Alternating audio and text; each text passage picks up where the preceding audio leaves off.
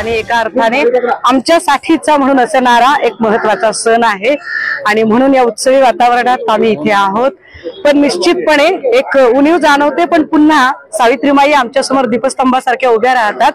कारण ज्या पद्धतीने आता राजकारणाचा चिखल झालेला आहे आणि राजकारणात ज्या ज्या महिला काम करायला पुढे येतात त्यांच्यावर चिखलफेक करण्यासाठी हात सरसावतात, तेव्हा आम्हाला सावित्रीमाई पुन्हा पुन्हा दीपस्तंभासारख्या दिसायला लागतात की आमच्यासाठी ज्या आईने शेणगोळे खाल्ले होते, दगडांचा मारा सहन केला होता, आम्ही तिच्याच लेकी आहोत।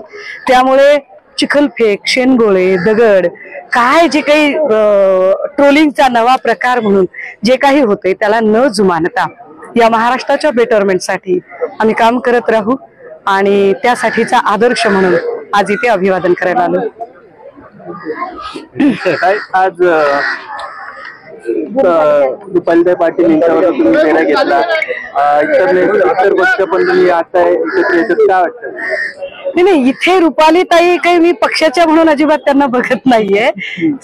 राजकारणाच्या पलीकडे आपली चांगली मैत्री असू शकते आणि इथे आम्ही सगळ्या सावित्रीच्या लेकी आहोत, त्यामुळे एक आनंद साजरा करण्यासाठी एकत्रित आलोय। त्यामुळे या प्रिमाइसेस मध्ये राजकारण किंवा पक्षीय अभिनिवेश आणण्याचं काहीच कारण नाही। मोदींचं तुफान महाराष्ट्रात येते, आता महाविकास आघाडी पावसाळ्यासारखी उडून जाणार नाही, त्या तुफानामध्ये 70,000 कोटीचा सिंचन घोटाळा उडून जाणार का ते पण जरा एकदा तपासलं पाहिजे। बाकी त्या तुफानामध्ये ज्यांच्यावर आरोप केले आणि जे आता त्यांच्या मांडीवर अंगाखांद्यावर येऊन बसलेले आहेत त्यांना त्या तुफानात किती आश्रय मिळणार हे जास्त महत्वाचं आहे असं मला वाटतं। महाविकास आघाडीचे मोठे नेते महायुतीत आता प्रवेश करणार लवकर,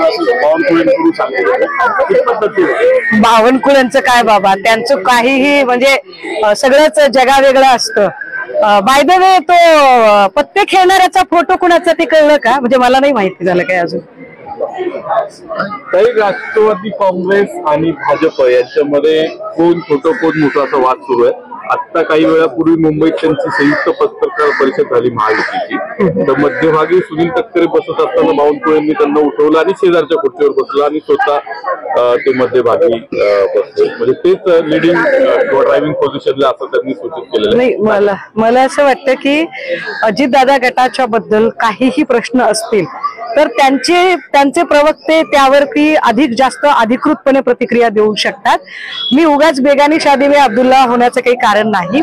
माझ्या पक्षाच्या संबंधाने जर प्रश्न असेल तर निश्चितपणे मी त्याची उत्तरं द्यावीत, पण भाजपा आणि अजितदादांचा गट या दोघांचं जर त्यांचं मिया बीवी राजी तो क्या करेगा सुषमा काजी, तर मी कशाला त्याच्यामध्ये पडू? मुख्यमंत्री की मी संजय राऊत हे सोम्या गोमे आहेत, मी सोम्या गोमेवरती बोलत नाही।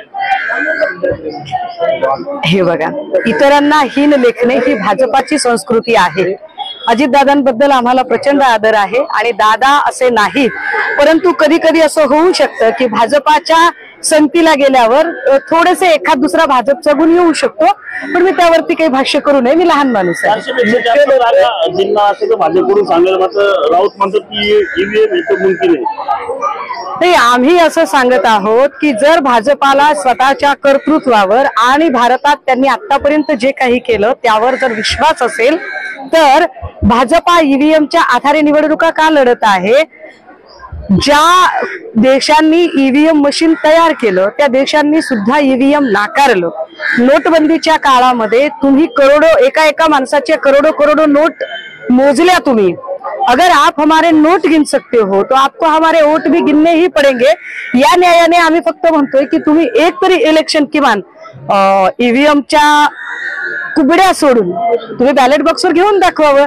त्याच्यात एवढं भाजपला झोपण्यासारखे काय आहे?